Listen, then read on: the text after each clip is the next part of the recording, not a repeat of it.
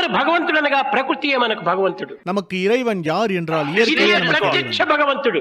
இந்த இயற்கையை நாம் கண்ணால் காணும் கடவுள். ఒక్క గంటకు ఈ భూమి తన చుట్టూ తాను ఎన్నో వేల మైళ్ళు చుడుతుండాలి.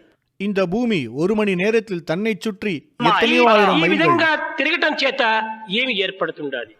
இவ்வாறு சுழல்வதனால் என்ன நிகழ்கின்றன? రాత్రింపగలు ఏర్పడుతున్నాయి.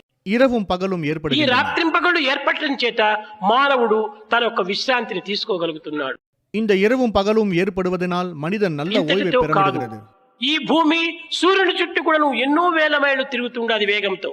இந்த பூமி சூரியனை சுற்றியும் எவ்வளவு ஆயிரம் ஆயிரம் மைல்கள் வேகமாக சுற்றி ఈ வருகின்றன. విధంగా సూర్యుని చుట్టూ తిరగటం చేత ఋతువులు మార్పు వస్తున్నాయి.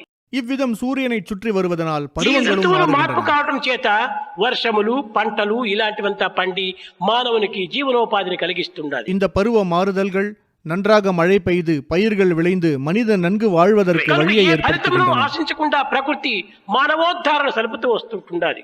எனவே இயற்கை எத்தகைய பிரதிபலனையும் எதிர்பார்க்காமல் மனிதனை காத்து வருகிறது.